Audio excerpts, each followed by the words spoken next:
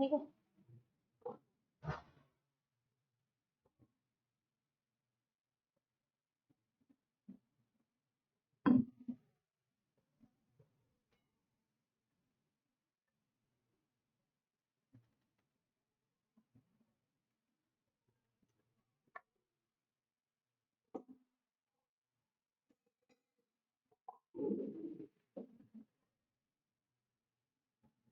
Fine. So, am I audible?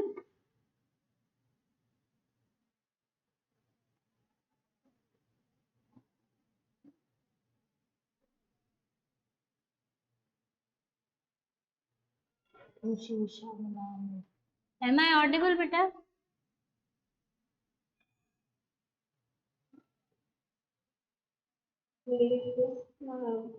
Okay, fine. So, let's begin with this one. So yesterday we have started with biomolecules and we did with carbohydrates and monosaccharides and all that ring chain structures we were doing, and further I as I have told you that now the things will be little bit on faster version. So let's see with this that simple, just a quick review. We will see that we started with this biomolecules. Then we have just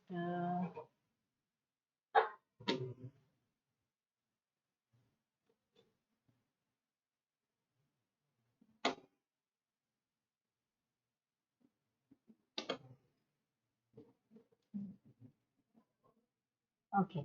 So carbohydrates and something we started with that they are made up of carbon, hydrogen, and oxygen. Basic components of them is this carbon, hydrogen, oxygen, and hydrogen oxygen ratio should be 2 is to 1. Almost maximum time should be, it should be like this. General formula is CnH2OM, where N is equals to M or N may not be equals to M. There may be the possibility that you should know.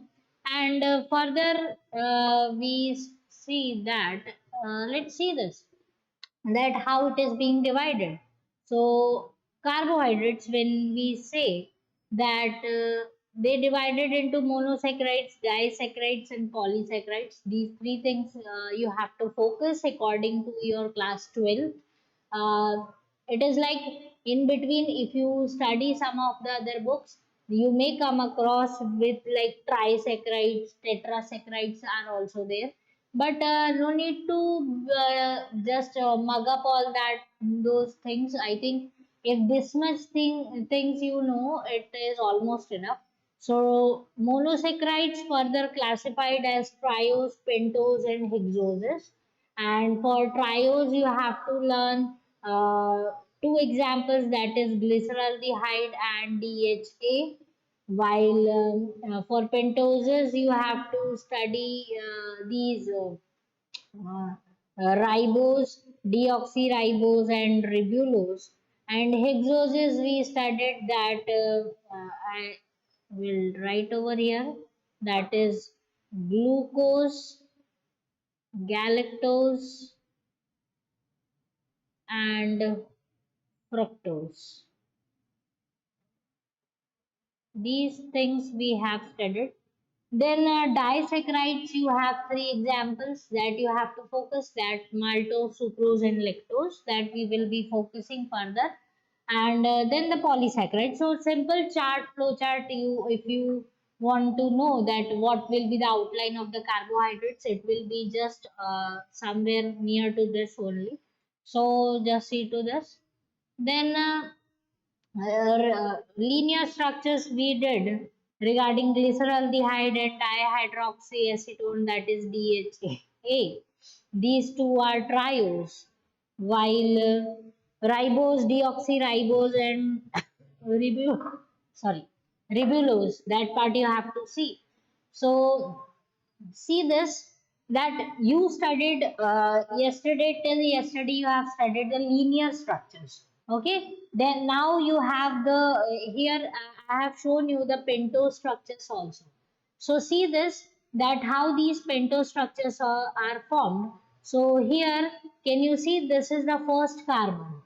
If this is the first carbon, this is how H, OH are being located. See this, this is how, this is first carbon, second carbon, third carbon, fourth carbon and fifth carbon, that is tail. So just see this, that from the first carbon if you hold and you just come up with the pentagonal structure, then fifth carbon will be left behind and these four carbons will be binding up, and this nucleophilic reaction will be there. It's a chemistry term. This is how this oxygen will give the bonding to this ring structure, and this is how the chain ring structure of the ribose will be formed. So it is a very important sugar with respect to RNA. Okay, that is ribonucleic acid.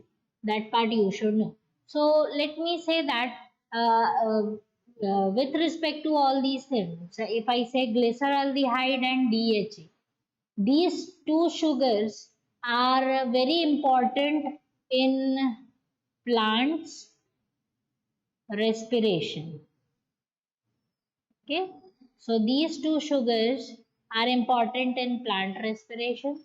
While that part you will come, these plant respiration sugars and all that, it will come when you go for the Krebs cycle and glycolysis. That part will, at that time, these the names will be there.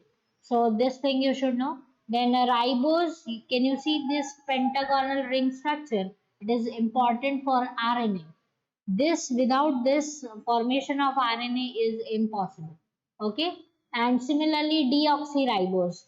So as we see here on the second carbon, you don't have a oxygen over here because of the deoxy, because one oxygen is gone. So see this, on second carbon here also you don't have the oxygen over here. Okay, in the ring structure. So this thing you have to practice a lot. So this is how you have to draw that pentagonal structure. You have to draw like this, and this is how you should draw. So this is the tail, CH2OH, while this is the fourth carbon, fifth carbon, and this is first, second, and third. So see this H, OH, H, OH, and H, OH. This is how you have to draw. Now see this, आपको ये चीज बहुत ध्यान रखनी है बेटा, कि जब भी आप ये ड्रॉ करते हो तो ये पोजीशन ऑफ OH है, अगर ये नीचे की तरफ है, that is also one of the symbol. Okay, वो अभी आप हेक्सोसिस में आप देखोगे. अगर आप उसको अंदर लेते हो, चेंज करते हो, then the structure also changes. आप एग्जाम में ऐसा नहीं है कि अगर आपको OH यहाँ याद आया है तो आप यहाँ लिख दोगे, ऐसे नहीं होता है. ठीक है, so this should not be done. This is how it should be written. That's a rule. So for deoxyribose, just see this first carbon, second carbon you have to concentrate. You don't have to write OH. Third carbon, fourth and fifth carbon. That is how you have to follow. Is it clear to you?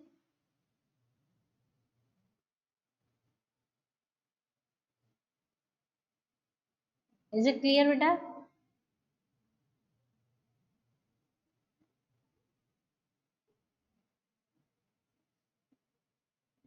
You can speak up.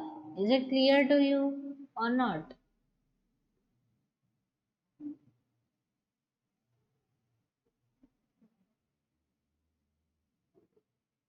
Can you hear me? I just not getting you this. Okay, fine. So just say it like that. Is this part is clear? Okay, fine. And regarding ribulose, you don't have to focus on the ring structure, because it's a bit complex and it exactly doesn't form the ring. So that part you should know. It's something like this. This is how the structure is being developed, and the five carbons are established like that. So you don't have to follow that diagram. You have to just follow regarding ribose and deoxyribose, because that will be followed until the last of the syllabus. So that you should concentrate. Then deoxyribose definitely very important for DNA. Okay, so these are the nucleic acid sugars. And further, can you see this? Glucose, galactose, and fructose. All three hexoses are there. Now, these hexoses are basic formula C6H12O6 for all of them. Okay, so C6H12O6 is a general thing for all of them. Is it clear to you? So अब हम C6H12O6 को जो है वो glucose नहीं बोलेंगे, it should be the hexoses. Okay, and all these hexoses whatever are being given here are a rich source of energy.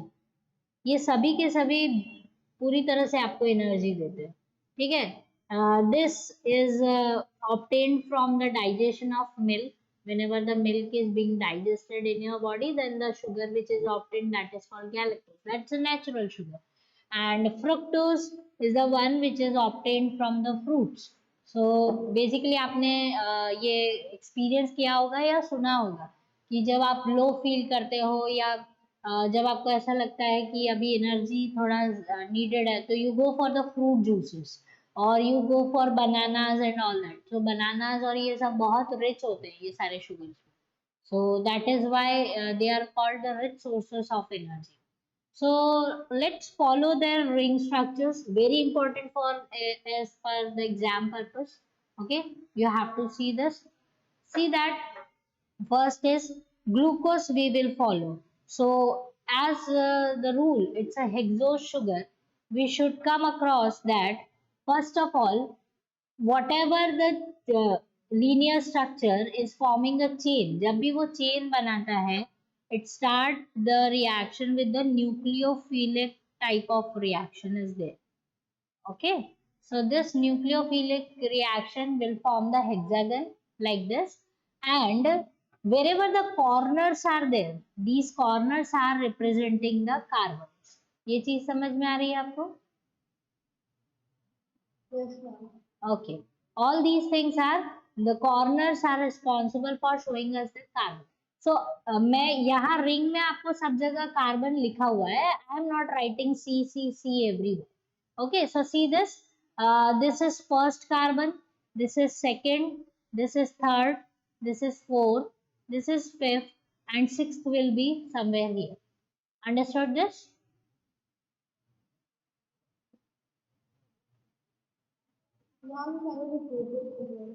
Yes, I'm saying that whenever you have to form a chain, आपको linear जो है, linear वाले structure को आपको एक chain ring structure बनाना है, तो उस रिएक्शन को न्यूक्लियोफिलिक रिएक्शन बोलते हैं.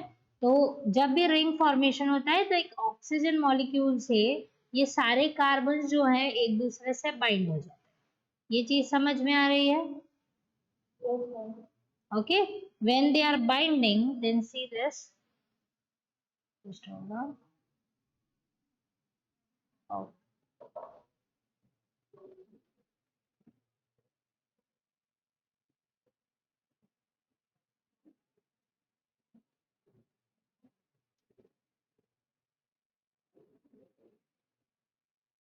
So this is how the hexagon will be formed.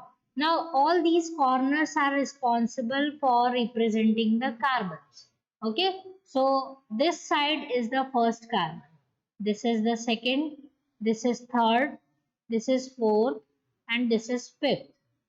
Okay, fifth carbon. And the tail carbon, the tail वाला जो सबसे last वाला carbon है, sixth carbon, it will be somewhere here. So sixth carbon should be here. Understood this? Yes. Okay, now see this, how the bonds are formed. Okay, so this is the first carbon. This is how you have to show HOH. Okay, This is how it should be done. Then again, can you see this? H O H. Okay. Now the change is over here on the third carbon, क्योंकि हमने chain में भी देखा था, linear structure में भी third carbon में जो है वो चेंज है।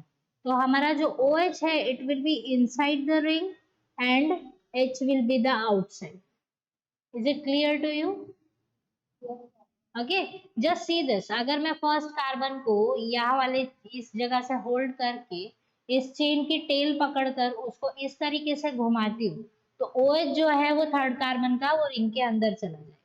ठीक है, similarly on this side you will see OH and H, while fifth carbon is having carbon over here, hydrogen over here, and tail like this, CH2OH.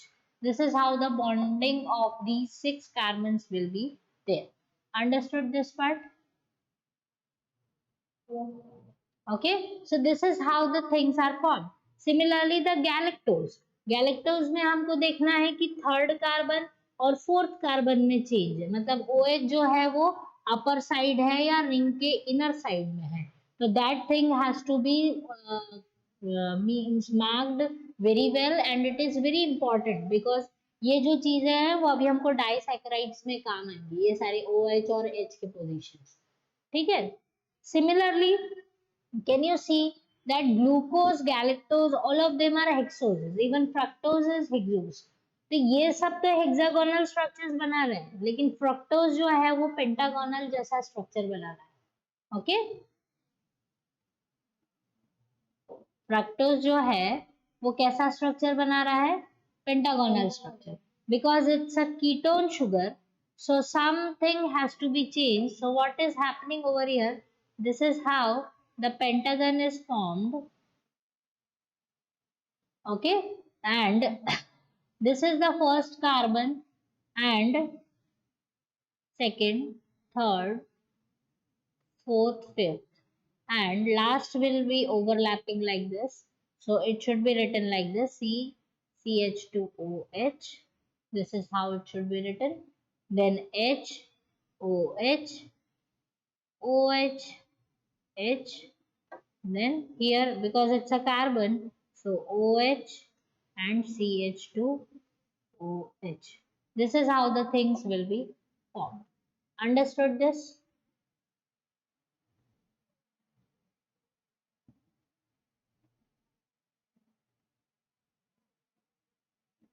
Yes, ma'am. Okay, so bit complex regarding fructose and but I think आप क्योंकि वो exception है hexagon का, hexose sugar का, तो आप easily exam में locate कर सकते हो। ठीक है, so ये सारे sugars जो है they are rich source of energy and all of them are natural sugars। अगर ये किसी भी चीज में प्रेजेंट है तो वो सारी चीजें बहुत स्वीट इन टेस्ट होंगी, soluble in water होगी, और all these sugars can pass through the plasma membrane easily। Okay, ये सारे शुगर जो है वो प्लाज्मा मेम्ब्रेन के थ्रू इजीली पास ऑन हो सकता है, so that's why they are accepted by the cell and they are the quick source of energy. तो इसको खाते ही जो सेल का मेटाबॉलिज्म है वो फास्ट होने लग जाता है शुरू तुरंत ही। ठीक है, so this is how the chain structures और the ring structures of the things has to be practised. आप अपने नोटबुक में ये सब स्ट्रक्चर्स नोट डाउन कर रहे हो? Yes, ma'am. Okay, good. So shall I proceed to the next slide? हमने last time start किया ना, जैसे cyclopentane या Yes, yes. Just as you are practicing in chemistry, तो biomolecules जो है वो biochemistry का part है. So that is why lot many things will come like that only. हाँ, उसके जो terms हैं, अगर आप उसका chemistry version या chemistry meaning समझना चाहते हो, तो you can ask your chemistry teacher के साथ न्यूक्लियोफिलिक रिएक्शन क्या होते हैं और कैसे होते हैं, so he will tell you that how these things will be performing the whole reaction, और जैसे जैसे टाइम आएगा तो आपको ये सारे टर्म्स भी बहुत अच्छे से क्लियर हो जाएंगे। Understood? Good. So just you have to concentrate, ये सारी चीजों पर थोड़ा सा कॉन्सेंट्रेट करोगे it will be very easy and practice at least. अभी आज जैसे आप पढ़ रहे हो तो उसको शाम को एक बार जब आप पढ़ने बैठोगे तो एक बार प्रैक्टिस कर लो। फिर एक दो दिन बाद जब रिवाइज करने बैठोगे फिर से रिंग स्ट्रक्चर्स प्रैक्टिस कर लो। And if once you are if 1 month you are following these rules for practicing the things, I think you will be pro with the diagrams and the structure, so they will not be causing you any pain. Okay, so shall I proceed to the next one? Yes, ma'am. Okay. So see this disaccharides now. Okay. So monosaccharides we have completed. The simplest form of sugar are the monosaccharides. और उसमें सबसे simplest form है triose. Triose से कम मतलब 3 carbon से कम वाली कोई भी चीज को शुगर हम कंसिडर नहीं करते। किसी भी चीज को अगर शुगर बनना है तो उसको 3 कार्बन की बॉन्ड की फॉर्मेशन करनी पड़ेगी, तभी वो ट्रायोस होगा। उसके बाद टेट्रोसिस, पेंटोसिस और हेक्सोसिस। Understood? Then now see this disaccharides. See this definition clearly. पहले आप इस definition को बहुत अच्छे से समझ लो, उसके बाद आप इसको note down करना जो भी करना, ठीक है? So see this disaccharides molecule is formed when two molecules of monosaccharides, particularly two hexoses, very important. कोई भी monosaccharide नहीं चलेगा। Only when the hexoses are coming together and releasing one molecule of water, मतलब जब भी दो hexoses C6H12O6 plus C6H12O6 जब भी आपस में कंबाइन होंगे, they should give out one H2O molecule. Dehydration reaction should be there. Is it clear to you? Okay. And जो भी मॉलिक्यूल फॉर्म होगा उस मॉलिक्यूल का जो लिंकेज है that should be called glycosidic bond, a very important term regarding disaccharides. Okay, so general formula is CnH2ON-1। That means जब भी ये फॉर्म होगा तो C12H22O11। Clear? Empirical formula. Okay, that's a general. किसी भी डाइसैकेराइड के लिए C12H22O11 कॉमन है, एम्पिरिकल फॉर्मूला है। They are also sweet in taste, they are also soluble in water, but they cannot diffuse through plasma membrane। वो plasma membrane के through diffuse नहीं हो सकते हैं because they are the bigger molecule. Bond formation हो गई है, carbon 12 carbon का एक चेन है, तो वो सेल के अंदर जाने में उसको डिफिकल्टी होती है। So it has to be broken down. Cell, अभी आप जब सेल का चैप्टर पढ़ोगे तब आप को समझ में आएगा कि प्लाज्मा मेम्ब्रेन के पास भी सीजर्स होती है। ये सीजर्स जो है वो बड़े बड़े मॉलिक्यूल्स को कट करने के लिए बैठे रहती है, ठीक है? तो वो कट कर देती है और फिर ये जो डाइसैकेराइड्स हैं वो अंदर जाते हैं सेल के। सो 3 disaccharides you have to study: maltose, sucrose and lactose. These things you should know. So maltose is a combination when two glucose are coming together, sucrose when glucose and fructose are coming together, while lactose, very important, exam में आप glucose plus galactose लिखोगे तो examiner अगर हम लोग होंगे तो definitely उसको काट देंगे, क्योंकि it's a combination of galactose then glucose. तो फर्स्ट गैलेक्टोज बाइंड होगा, उसके बाद ग्लूकोज बाइंड होगा, ग्लूकोज में गैलेक्टोज बाइंड नहीं हो पाएगा, ठीक है? So then only the lactose will be form. So this thing you should be aware of. The definition you should note down in your notebooks, very important. And do mark the important terms regarding, like particularly two hexoses releasing one water molecule. That part is very important.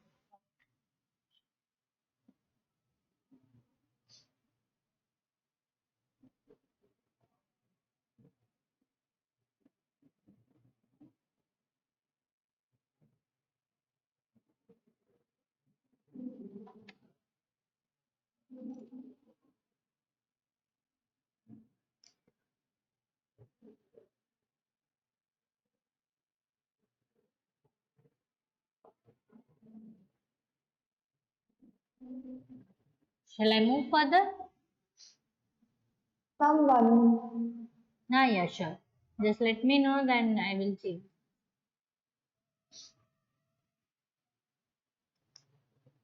तो sir अगर sucrose लिखने के time हम पहले fructose फिर glucose लिखते तो भी आप क्या मतलब That's a wrong thing.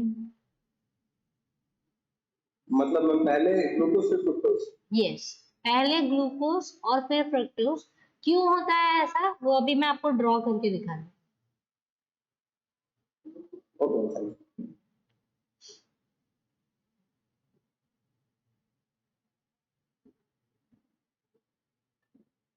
This is how, because actually क्या है, क्योंकि आप अभी कार्बन, ये जो रिंग स्ट्रक्चर्स आपने पढ़े, तो हमने आपने देखा कि हमने कार्बन्स को भी नंबर दिए, first carbon, second carbon, third carbon. तो वो जो कार्बन की पोजीशंस है, वो बहुत रिस्पॉन्सिबल है ये पर्टिकुलर ग्लाइकोसिडिक बॉन्ड फॉर्म करने के लिए।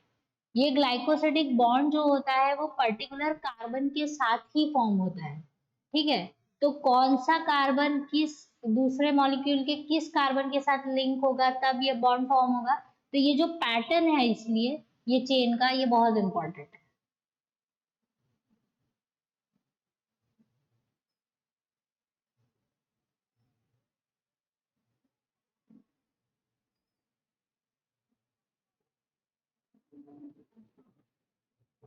Shall I change?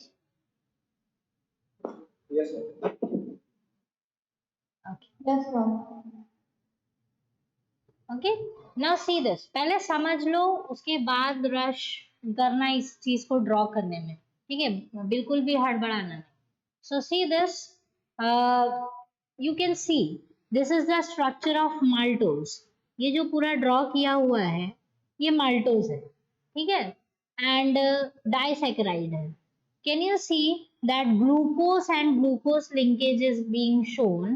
So first carbon, second carbon, third, fourth, fifth, and sixth. This is how the carbons are being numbered. Similarly, for second glucose also. First, second, third, fourth, fifth, and sixth. This is how the carbons will be placed. So, whenever the two glucose are facing each other, then the glucose combination will be formed, and the bonding between one and fourth carbon, first carbon and fourth carbon of the other glucose will be coming together to form a glycosidic bond. 1,4 glycosidic bond. Can you see this? Yes, ma'am. या 1,4 linkage भी बोल सकते हो, 1,4 glycosidic bond भी बोल सकते हो, anything you can say, but 1,4 is very important. So whenever these two carbons are coming together, see this, जब ये दोनों साथ में आए हैं, तभी वाटर मॉलिक्यूल भी रिलीज हो पा रहा है. सो H is being same, sorry, H is being same over here, ये जो है वो यहाँ पर है, and this particular tip of these OH will be shared. So one oxygen is being shared, rest of H2O is being released from this. So dehydration होता है इस reaction में, dehydration reaction should be there, and 1,4 glycosidic linkage or glycosidic bond is called formed when the maltose is formed. Understood this? Yes, ma'am. Okay, fine. Now, one more thing I am instructing over here. Just see this, that ये जो first carbon है, ये 1 OH और 1 OH जो fourth carbon की जो position है, ठीक है, या यहाँ पर भी first carbon की जो position है वो similar to this format इन दोनों का same है. इस टाइप के ग्लूकोज को जब OH जो है वो नीचे है, ठीक है, रिंग स्ट्रक्चर में, they are called alpha glucose. They are called alpha glucose. More particularly, क्योंकि आप जब ज्यादा बुक्स को रेफर करोगे, अच्छी बुक्स को रेफर करोगे, तब उसमें लिखा होगा कि ग्लूकोज ग्लूकोज भी नहीं लिखा होगा माल्टोज के लिए. When two alpha glucoses are coming together, then 1,4 glycosidic bond is formed and alpha maltose is being means productively obtained from this particular reaction. Understood this? मैंने इसको अल्फा क्यों कहते हैं एक बार फिर से. That is what I said. Whenever the ring structure, can you see the plane of OH? It should be down. और basically कहाँ पर down होना चाहिए? At the first carbon. Okay अगर OH ऊपर है, इस तरीके से मैं आपको बता देती हूँ कि OH अगर ऊपर की तरफ है, then it should be beta glucose. Okay so OH अगर नीचे है तो अल्फा और OH अगर ऊपर है फर्स्ट कार्बन पे तो वो क्या हो जाता है, बीटा हो जाता है. सो यू कैन जस्ट आपके नोटबुक में कहीं पर भी आप साइड में मेंशन कर सकते हो कि अगर फर्स्ट कार्बन पर OH ग्रुप जो है if it is on lower side तो वो अल्फा है और अपर है तो वो बीटा है. ये आप अपने मार्जिन्स वगैरह में ये सब चीजें नोट डाउन कर सकते हैं. ठीक है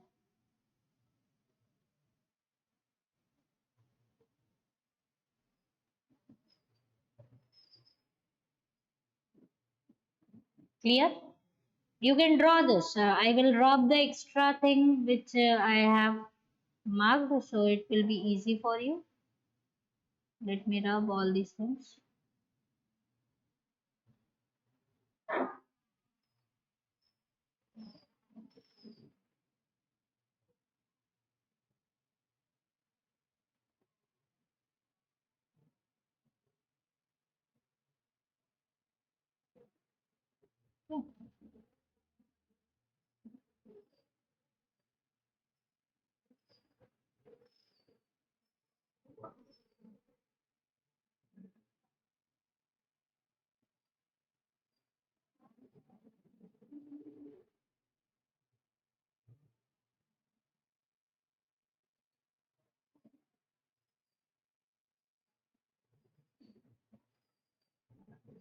Shall I change?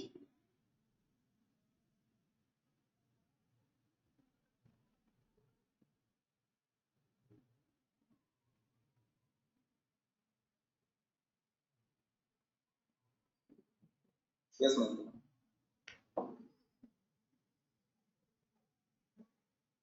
Okay. Now see formation of lactose. हम जो फ्रक्टोज वाला इन्वॉल्वमेंट है रिएक्शन का वो नहीं ले रहे हैं क्योंकि वो थोड़ा टिपिकल स्ट्रक्चर है. सो फर्स्ट आप हेक्सोसिस से मतलब जो हेक्सागोनल स्ट्रक्चर है उससे प्रैक्टिस कर लो so it will be easy for you to understand. Okay so see this that here also galactose and glucose are coming together. Okay so galactose जो है उसका हमने बताया था कि जो थर्ड और फोर्थ कार्बन है, let me number it, first second third fourth fifth and this is sixth and here it is glucose. देख रहे हो आप इसमें OH का पोजीशन जो है वो ऊपर है so this should be beta glucose. Okay second third fourth fifth and sixth. आ रहा है समझ में?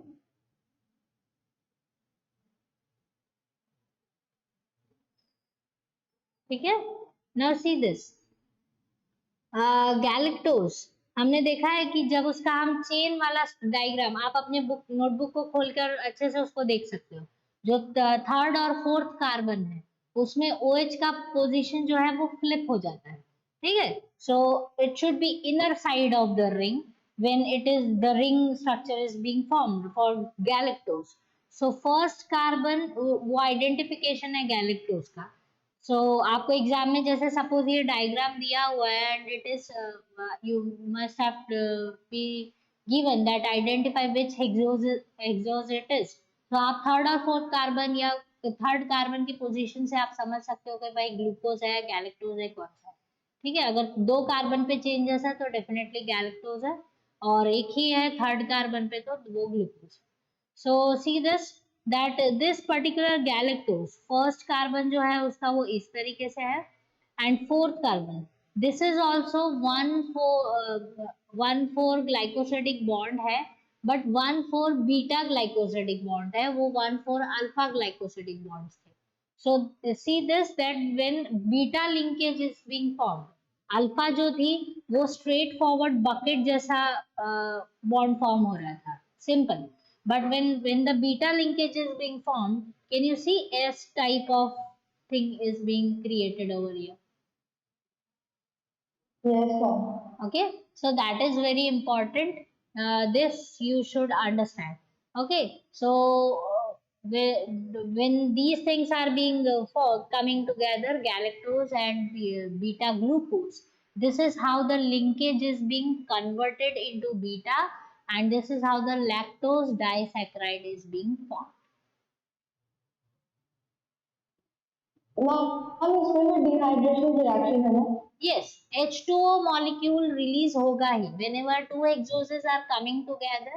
अगर आप इसकी जगह अभी आप फ्रक्टोज भी डालकर रिएक्शन शो करोगे तो वहां पर भी H2O molecule रिमूव होगा, लेकिन वो थोड़ा सा टिपिकल स्ट्रक्चर है, so we are just keeping it aside, जब नीडेड होगा उसके ये सिलेबस में तब हम उसको इंक्लूड करेंगे, right now it should not. Okay, so H2O should be, dehydration is there, and ये हाइड्रोलिसिस जो इस साइड लेफ्ट साइड लिखा है वो उल्टा हो रहा है, मतलब जब आप लैक्टोज को ब्रेक डाउन करना है तो हाइड्रोलिसिस करना पड़ेगा, और ये दो चीजें मिलेगी, मतलब एडिशन ऑफ वाटर, वाटर के थ्रू ही दोनों का ब्रेक डाउन होगा, तो दोनों अलग अलग हो जाएंगे, सो that's a different meanings, reverse reaction, hydrolysis.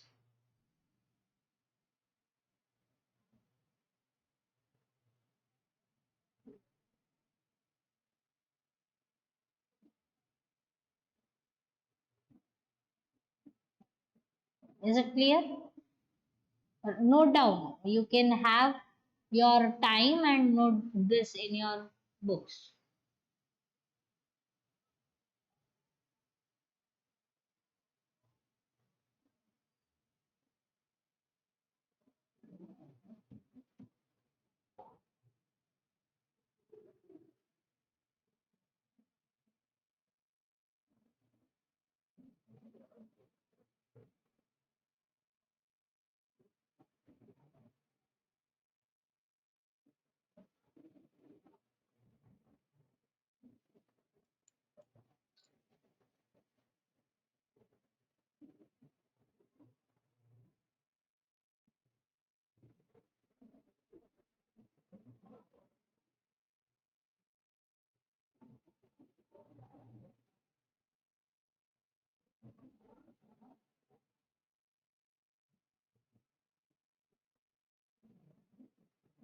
Shall I move further?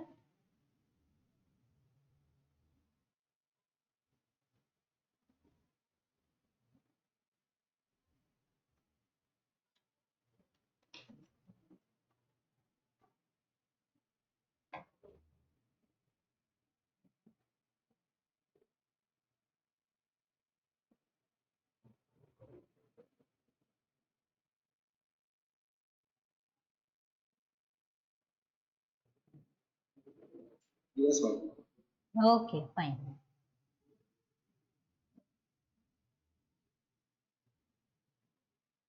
Okay. So just see this, that these disaccharides are also soluble in water, sweet in taste, and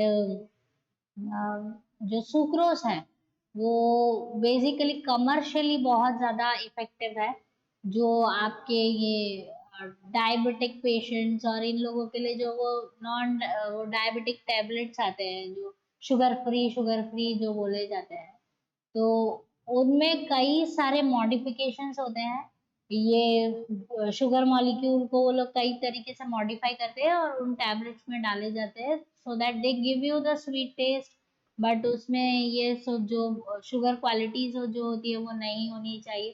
so that is when you say that ma'am biology पढ़ के अगर हम doctor doctor सोचते हैं, and what about else, मतलब बाकी bio कहाँ काम है आएगा, तो इंडस्ट्रीज में जहाँ you can earn money a lot, and वहां पर आपको ये जो सारी टेक्नोलॉजीज है कि किस तरह से शुगर फ्री टैबलेट्स बनते हैं, कैसे सुक्रोज लैक्टोज, और आपने स्पेशली ये जो आप ड्रिंक्स पीते हो ये आपके घर में दूध वाला जो बॉर्नविटा या फिर वॉट एवर कॉम्प्लेन, जो भी किसी भी ब्रांड को आप अगर उठाकर देखो तो आपने उस पर पढ़ा होगा कि इंक्लूडिंग अ माल्ट शुगर. पढ़ा है कभी?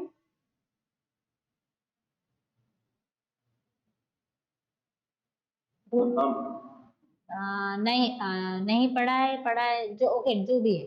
अगर नहीं पढ़ा है तो आपकी बार आप घर पे अपने जो अगर आपके घर पे बॉर्नविटा या कोई भी चॉकलेट जो ड्रिंक्स होते हैं आपके जो आप दूध में मिक्स करते हो उसको उठाकर देखो, उसमें लिखा होगा कि it includes malt sugars, it have, इसमें उसमें ये सारे नेम्स आपको अल्फा बीटा और ये दुनिया भर के नाम अच्छे से देखने को मिलेंगे. सो ये जो है वो आपके डेली लाइफ का पार्ट है this type of biology. But till now you don't know it, but now you are aware of this thing and you can at least tell your parents कि I know that what does it mean and how it is being made. So this you should know. Then polysaccharides. So polysaccharides means a big chain जब बहुत सारे monosaccharides, especially hexoses, okay, are coming together और n number of chain जो है वो form होती है. So C6H10O5 when I write, because ये सभी के सभी हेक्सोजेस है और जब भी वो आपस में कंबाइन होंगे तो H2O मॉलिक्यूल को रिलीज करेंगे. हर जगह पर क्या रिलीज होगा? H2O. तो जो उनका नॉर्मल फॉर्मूला है उस हेक्सोज का क्या हो जाएगा? C6H10O5 और N. N मतलब अनलिमिटेड, कितने भी लंबे हो सकते हैं polysaccharides. Okay, you can not count them. So infinity जैसा टाइप का concept. So that is a general formula. Some examples are starch, glycogen, cellulose, chitin, lignin और काइटिन अगर आप बोलते हो तो all these things are there. So here I have shown you that chitin is a polymer of N-acetyl glucosamine. ये type of glucose ही है, बस थोड़ा सा मॉडिफाई हो गया है इसलिए एन एसिटाइल ग्लूकोसामाइन उसका नाम हो गया. Okay, it's a very important one. Then lignin is something. अगर आप लिग्निन के बारे में कुछ बुक्स में पढ़ोगे तो उसमें मेंशन किया है कि लिग्निन पॉलीसेकेराइड है ही नहीं. बहुत सारे जो थियरीज है उसके अकॉर्डिंगली लिग्निन पॉलीसेकेराइड स्ट्रक्चरली अगर केमिकली आप देखो तो लिग्निन जो है वो बहुत सारे अल्कोहल और ऐसे वाले फंक्शनल ग्रुप से बनता है जिसमें स्टेरॉइड बॉन्ड्स और ये सब तरीके की चीजें होती हैं. ठीक है, तो लिग्निन बेसिकली पॉलीसैकेराइड स्ट्रक्चरली अगर केमिकली देखा जाए तो वो कंसिडर ही नहीं होता है, but it behaves as a polysaccharide, that's why it is being classified as polysaccharide. So you don't have to go much detail regarding that, but exception is there. आप कुछ बुक्स में ये लिखा हुआ हो सकता है कि लिग्निन पॉलीसैकेराइड नहीं है, वो किसी और चीज का ही पॉलीमर है, but you have to follow because general classification it comes under polysaccharide. And then these three, starch, glycogen and cellulose, very important to differentiate because अभी तक आप शायद लोअर क्लासेस में स्टार्च और ग्लाइकोजन का नाम सुनते भी होंगे, सेल्यूलोज का नाम सुनते होगे तो आयोडीन वाला जो टेस्ट है वो आपको शायद याद आता होगा कि मैडम क्लास में वो कॉटन के ऊपर आयोडीन डालती है तो वो ब्लू हो जाता है क्योंकि उसके अंदर स्टार्च की प्रेजेंस होती है. ऐसा कुछ किया आप लोगों ने स्कूल में क्लास 8 या 6 7 में कभी? यस. ओके, सो वो अभी तक आपको उतना आइडिया होगा कि वो कुछ सेल्यूलोज है, सेल्यूलोज फाइबर्स है और आजकल सेल्यूलोज के कपड़े भी मिलते हैं. Cellulose fibres clothes, organic clothes सुना होगा अगर आपने. So these are the things which are being widely exploited, and how these things are being differentiated, these three, that part you will see over here. So see this, first column is for starch, second is for cellulose, this is for cellulose, and this is for glycogen. Okay. Oh. So this is glycogen, this is cellulose. Okay. And let me write down C over here. And this is what the starch is. So point wise, first of all we will see कि क्या बता रहा है वो, और उसके बाद आप उसको नोट डाउन कर सकते हो. So first is that starch is the main storage carbohydrate. ठीक है. जो भी फूड बनता है प्लांट में फोटोसिंथेसिस के थ्रू, वो स्टार्च का फॉर्म लेता है. सो सबसे बड़ा स्टोरेज कार्बोहाइड्रेट है. वाइल सेल्यूलोज जो है वो भी प्लांट में ही पाया जाता है, लेकिन वो सेल वॉल का स्पेशल कंपोनेंट है, क्योंकि प्लांट सेल है तो जो सेल वॉल होती है वो सेल्यूलोज से बनती है. ठीक है. So starch is a storage carbohydrate while cellulose is something structural component. So वो आपको डिफरेंस याद रखना है. While glycogen is an animal polysaccharide, it is found in animals, and it is also a storage carbohydrate, but वो सिर्फ और सिर्फ animals और some of the fungus you can see कि वो उनमें पाई जाती है. So that in short what you can write, that this is also plant polysaccharide, this is plant polysaccharide, while this is animal polysaccharide. ठीक है. So these things you should know. Then occurs in grains, occurs in fibers, occurs in small granules. मतलब आप वो particle कैसे दिखते हैं. Starch जो है वो छोटे छोटे दानों के रूप में फ्रूट्स के अंदर या फूड के अंदर स्टोर होता है. So occurs in form of grains. आप सीरियल्स, गेहूं, चावल जो सब खाते हो वो क्या है, स्टोरेज ऑफ स्टार्च. ओके. तो स्टार्च स्टोर होके इस तरह से ग्रेन्स बनाता है. Cellulose, we know that it is made up of fibers, and in animals, because हम animals की बात कर रहे हैं, तो वो ग्रैन्यूल के फॉर्म में पाया जाता है in animals. Okay, glycogen. And then monomer. Monomer मतलब उसका सिंगल यूनिट जो है, सी दिस, अल्फा ग्लूकोज से बनता है. ठीक है. मोनोमर मतलब जब बहुत सारे अल्फा ग्लूकोज एक साथ इकट्ठे होंगे तब वो स्टार्च बनाएंगे, और जब बहुत सारे बीटा ग्लूकोज इकट्ठे हो जाएंगे तो वो सेल्यूलोज बनाएंगे. Very important difference with respect to its diagram. Okay. And see, glycogen भी अल्फा ग्लूकोज ही है, बस वो एनिमल पॉलीसैकेराइड है, याद रखना है. स्टार्च और ग्लाइकोजन दोनों के दोनों अल्फा ग्लूकोज है. स्टार्च प्लांट पॉलीसैकेराइड है और glycogen animal polysaccharide. Understood this?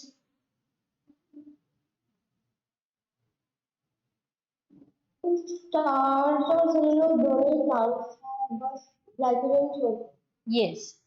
ये दोनों जो है वो प्लांट को बिलोंग करते हैं, और last glycogen animal. Okay. Okay. Then here also see this, monomer जो है वो लिंकेज कौन सी फॉर्म कर रहा है, 1,4 glycosidic bond in amylose and 1,4 glycosidic bond in amylopectin. अब आप बोलोगे मैम ये अमाइलोज और अमाइलोपेक्टिन कहाँ से आ गया, तो see this, I am showing you one diagram. देखो अमाइलोपेक्टिन देख रहे हो आप, फर्स्ट वाला. ठीक है. तो अमाइलोपेक्टिन मतलब स्टार्च का वो पार्ट जो इस तरह की बॉन्डिंग करता है, ब्रांच वाली. ठीक है. लीनियर चेन के साथ ब्रांचेस भी बनाता है, तब उस चेन को हम क्या बोलते हैं, अमाइलोपेक्टिन. और अगर सीधा सीधा चेन बनाता है तो उस चेन को हम क्या बोलते हैं, अमाइलोज. ठीक है. अगर स्ट्रेट चेन है तो अमाइलोज, ब्रांच्ड है तो अमाइलोपेक्टिन. सो अमाइलोपेक्टिन में आपको 1,4 लिंकेज भी मिलेगा और 1,6 लिंकेज भी मिलेगा. Can you see this?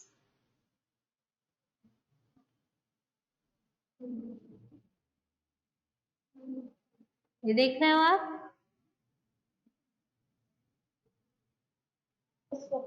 So 1,6 linkage और 1,4 लिंकेज, अगर दोनों लिंकेज हो रहे हैं तो अमाइलोपेक्टिन बनेगा, और सिर्फ 1,4 लिंकेज से काम हो रहा है तो क्या बनेगा, अमाइलोज बनेगा। Understood this? So branching, branch chain और अनब्रांच चेन, दो चेन से स्टार्च बनता है, ठीक है, तभी पॉलीसेकेराइड बनता है। सो सी दिस, दैट स्टार्च में 1,4 अमाइलोज और 1,4 1,6 अमाइलोपैक्टिन, ये सब कुछ होगा तो वो स्टार्च बनाएगा। अगर 1,4 ग्लाइकोसिडिक बॉन्ड है सिर्फ, तो वो सेल्यूलोज बनाएगा। और देखो एनिमल में भी 1,4 और 1,6 ग्लाइकोसिडिक बॉन्ड है मोनोमर्स के बीच में। तो ये चीज आपको डिफरेंस बहुत अच्छे से याद रखना है कि किसमें किस टाइप के लिंकेजेस फॉर्म हो रहे हैं।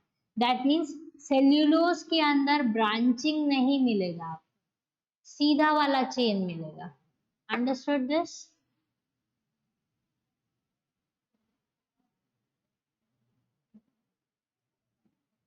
Yes, ma'am. Okay, so see this next point वो ही समझा रहा है कि अमाइलो जो है वो अनब्रांच्ड है, कॉइल्ड चेन है, while amylopectin long branch chain है। While here the unbranched chain will form the fiber, or here also the branching will be seen. So that is a description of this particular point only. ये चीज आपको carry forward करनी है, उसी point को understanding में लेकर, ठीक है। Then it's mass is given, ये याद रख लो, लर्न करने की जरूरत नहीं है, एक्स्ट्रा पॉइंट है मोलर मास, क्योंकि इतना डेसिमल्स में उसको लर्न करने की कोई जरूरत नहीं। But can you see the difference that molar mass of animal polysaccharide जो है वो कितना हैवी है?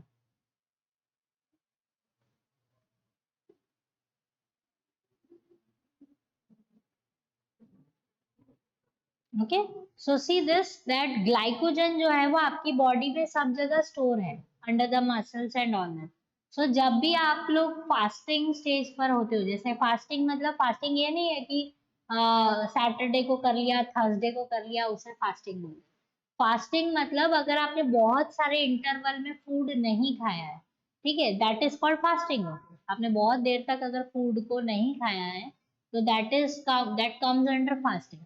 सो सपोज जैसे आप भी, मैं आपका एक एग्जांपल लेती हूँ कि आप अपने घर में छोटे बच्चों को देखते हो जो मतलब स्पेशली अंडर 10 years है, वो they can not sit at one place, they keep on running from one place to another, ठीक है।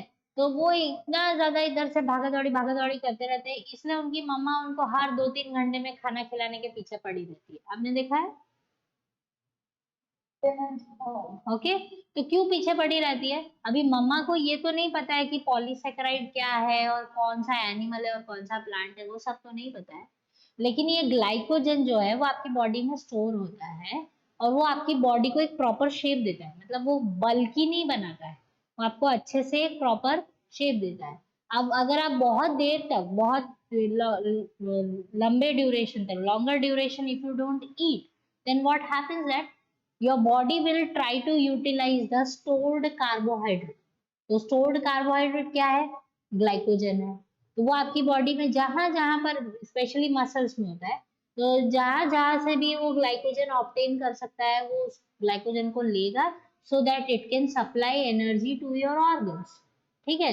तो उसमें क्या होता है कि अगर ये प्रोसेस ज्यादा ड्यूरेशन तक कंटिन्यू हो आपके लाइफस्टाइल में, तो धीरे धीरे वो जो बच्चा है या जो भी इंडिविजुअल है वो दुबला हो जाता है, पतला हो जाता है। ओके, तो क्यों? क्योंकि स्टोर्ड कार्बोहाइड्रेट जो है उसकी बॉडी का यूटिलाइज हो रहा है to provide the energy. Okay, so that is what you have to understand, that glycogen जो है हमारी बॉडी का स्टोर्ड कार्बोहाइड्रेट है और वो रिजर्व्ड फूड है। मैं अगर दूसरा टर्म यूज करूं तो वो एक रिजर्व्ड फूड है। दैट मीन्स जब हमारी बॉडी स्टार्विंग होती है, स्टार्वेशन कर रही है या फास्टिंग कर रही है और बॉडी को आउटसोर्स नहीं हो रहा है फूड, तो वो स्टोर्ड पॉलीसेकेराइड यूज करेगी, that is called glycogen. Understood this part? Okay, so first पहले ग्लाइकोजन ही ढूंढती है बॉडी, अगर ग्लाइकोजन नहीं मिलता है तो अभी हम आगे के बायोमोलिक्यूल्स पढ़ेंगे तो आपको समझ में आएगा कि वो फिर बॉडी दूसरी चीजों पे कैसे शिफ्ट हो। ठीक है. So these points you should note down and just see to this, and then we will move further.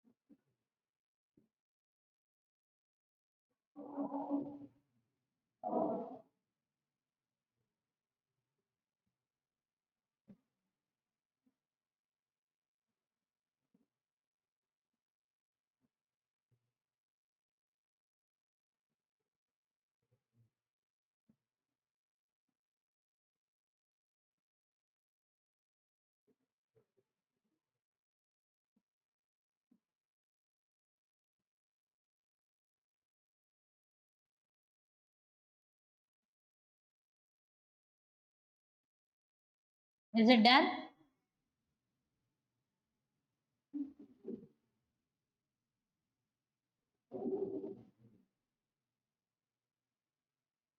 हो गया बेटा? Shall I proceed? And 2 points have been split. Yeah. Keep on writing.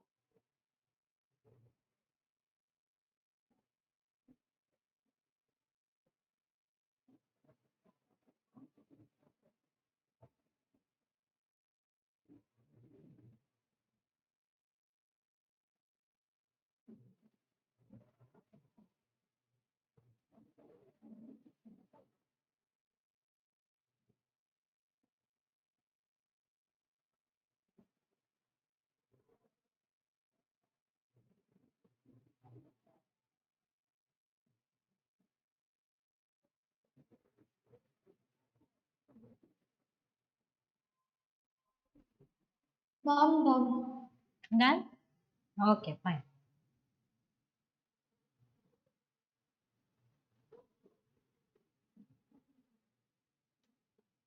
Okay. So, see this.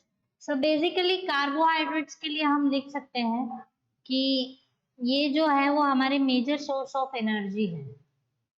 They are the major source of energy, क्योंकि सभी का biological importance आपको लिखना बहुत ज़रूरी है। तो इंडिविजुअली आपके टेक्स्ट बुक में मेंशन किया है कि PGA DH, that means glyceraldehyde और डीएचए का जो बायोलॉजिकल इम्पोर्टेंस है वो क्या है। जैसे मैंने आपको बताया कि वो प्लांट रेस्पिरेशन में इम्पोर्टेंट है। राइबोज और डीऑक्सीराइबोज जो है वो न्यूक्लिक एसिड शुगर्स है। रिबुलोज आरयूबीपी का कंपोनेंट है। फिर बाकी हेक्सोजेज जो है वो they are consumed to obtain energy. और ये सारी जो बायोलॉजिकल इम्पोर्टेंस है वो आपको बहुत अच्छे से समझ लेनी है, because you know the properties. आपको पता है कि कार्बोहाइड्रेट एक्चुअली है क्या। तो वो सारे प्रॉपर्टीज लिखना आपको बहुत इजी है। बस ये चीज ध्यान रखना कि जो मोनोसेकेराइड है वो इजीली डिफ्यूज हो सकता है प्लाज्मा मेम्ब्रेन में, और बाकी डाई पॉली या कोई भी एक्स वाई जेड वो नहीं हो सकता डिफ्यूज, क्योंकि वो बड़े मॉलिक्यूल है। Okay, so that part you should know. Understood this? Ma'am अगर वो लोग ब्रेक डाउन भी कर रहे हैं जाने के लिए कार्बन दे रहे हैं तो मोनोसेक्राइड बन नहीं जाएगा। हाँ, whenever they have to enter inside the cell, they will go release one of the part of it, then only they will enter, otherwise it is not. Okay. Okay, so that part you should I think carbohydrate is clear to you. Yes, ma'am. Good. So next proceed with the lipids. These are very good one, आप बहुत enjoy करोगे इसको, क्योंकि आपके daily life में बहुत सारी चीजें इसके अंदर होंगी। ठीक है, सो फर्स्ट ऑफ ऑल हम समझ लेते हैं कि लिपिड्स है क्या, किस तरीके से बनते हैं, और क्या क्या एग्जाम्पल्स आपको पढ़ने हैं। So that part you should know. Okay, so fatty acids plus alcohol, bracket में मैंने ग्लिसरॉल मेंशन किया है क्योंकि बहुत जनरल पार्ट है, कंपोनेंट है जब लिपिड फॉर्मेशन होता है तब। So glycerol has to be written over here. So alcohol जो है वो ट्राई हाइड्रोक्सी अल्कोहल ग्लिसरॉल भी हो सकता है। This glycerol is made up of try hydroxy alcohol नाम है जिसको हम ग्लिसरॉल बोलते हैं। ट्राई हाइड्रोक्सी अल्कोहल मतलब तीन मॉलिक्यूल से, तीन कंपोनेंट से बनता है इसलिए। And some of them are monohydroxy alcohol also. Okay, so fatty acids plus alcohol will lead to the formation of lipids. Okay, now see this, जो फैटी एसिड्स हैं, ओके, अभी तक आपके लिए फैट्स और लिपिड्स सब एक ही जैसे टर्म थे almost. M I right?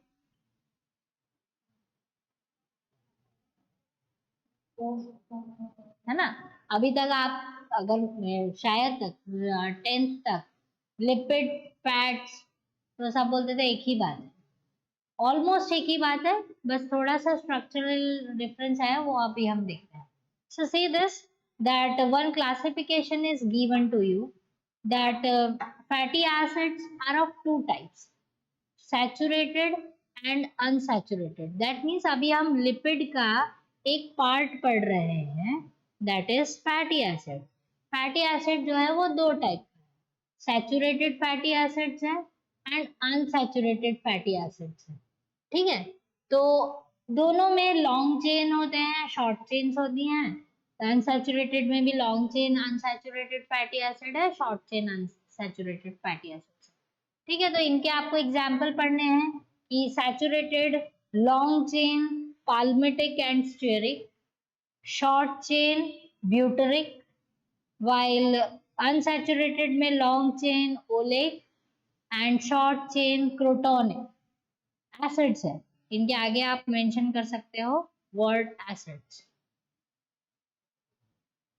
Okay, palmitic acid, stearic acid, butyric acid, oleic acid and crotonic acid, ये आपको पढ़ने हैं, जिसमें से पाल्मिटिक, स्टेरिक एंड ब्यूटरिक जो है वो सैचुरेटेड है, और ओलेइक एंड क्रोटैनिक जो है वो अनसैचुरेटेड है।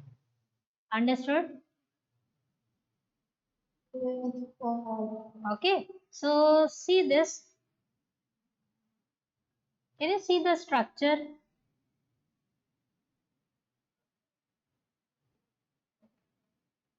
Palmitic, stearic, and oleic. Okay, so made up of, I am writing, शायद दिख नहीं रहा होगा इतना ज्यादा क्लियर आप लोगों को. You can see this first of all. Palmitic. Palmitic is example of long chain saturated fatty acid. ठीक है? So saturated क्यों है? सैचुरेटेड क्यों है? क्योंकि जो जितने भी सारे कार्बन है बेटा, वो कोई भी एम्प्टी नहीं है. They have filled their valencies, and उनके जो बॉन्ड्स है वो कोई भी फ्री नहीं है कि कोई नया मॉलिक्यूल आकर बाइंड करे. ये चीज क्लियर हो रही है?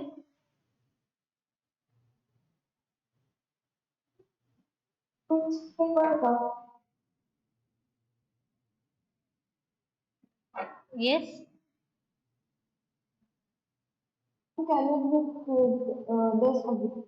Yeah, okay. Repeat.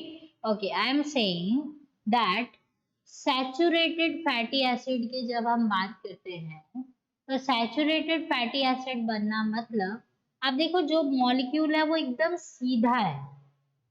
ठीक है, कोई भी बेंड नहीं है, कुछ नहीं है. बट अनसैचुरेटेड फैटी एसिड में आपको बेंड भी दिखाई दे रहा है बीच में.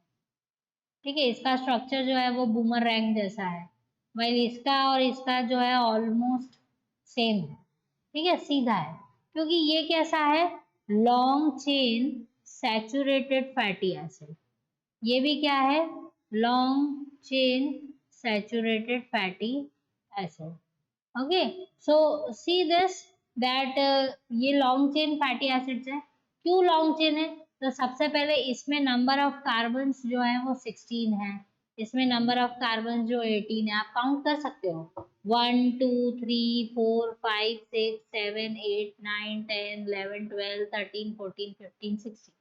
16 कार्बन का जब चेन बन रहा है, तब एक पाल्मिटिक एसिड बन रहा है, मतलब एक long chain saturated fatty acid बन रहा है. ठीक है. Similarly stearic is made up of 18 carbons, 1 2 3 4 5 6 7 8 9 10 11 12 13 14 15 16 17 18. Can you see this? Yes, ma'am. Okay, 18 number. तो बहुत बड़े मॉलिक्यूल है ये, बहुत ज्यादा एक्सटेंसिवली बड़े मॉलिक्यूल है. क्योंकि आप खुद समझ सकते हो कि जब हम कार्बोहाइड्रेट्स पढ़ रहे थे, तो 12 कार्बन ही सेल के लिए बहुत बड़ा है जब डाइसेक्राइड बनता है. तो ये तो 16-18 कार्बन वाला जो मॉलिक्यूल है, तो बहुत ही बड़ा हो गया. ठीक है. Now see this oleic. It's long chain है, but it is unsaturated fatty acid.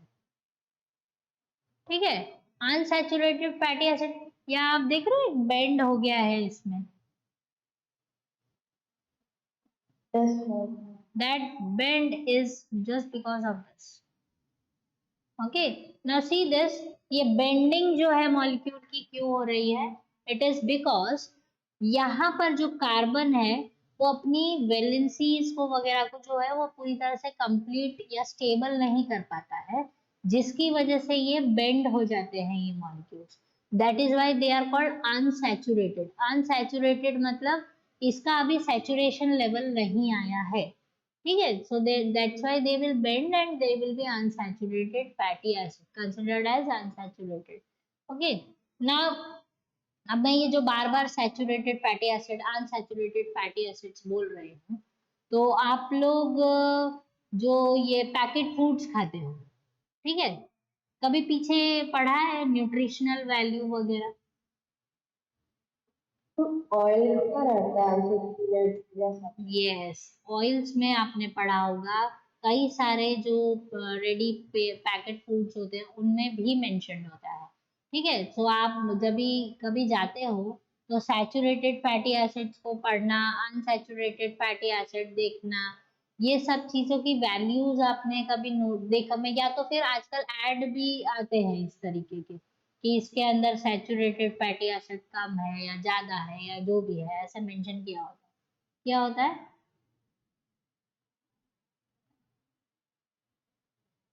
शायद चॉकलेट्स में देखी है। देखा है? तो कोई बात नहीं, अभी आपके पास बहुत सारा चांस है, आप घर में को बहुत सारी चीजों को उठाकर ये चीज बहुत अच्छे से देख सकते हो। ठीक है?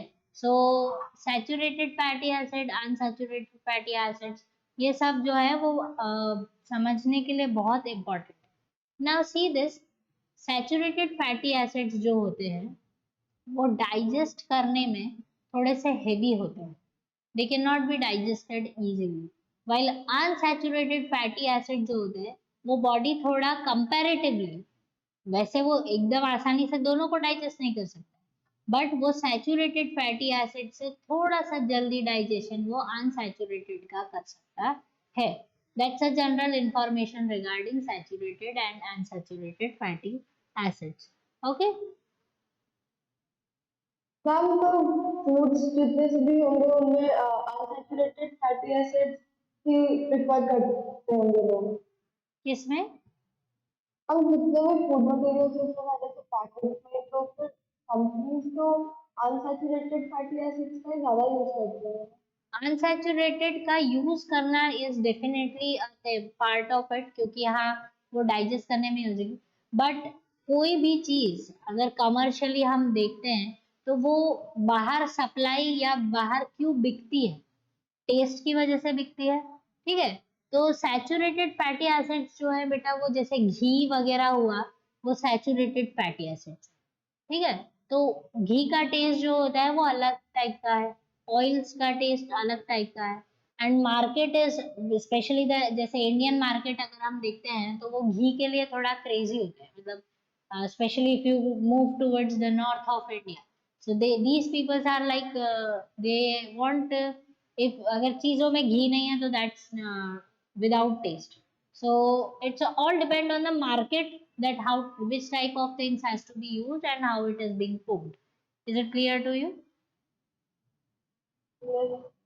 Okay, so that is what you have should uh, understand. Now because these things you should you know, one more thing I will let you know, that ये जो आप पढ़ते हो ट्रांस फैट, सिस फैट, ये आपने सुना होगा, ट्रांस फैट तो डेफिनेटली सुना होगा, नहीं सुना है?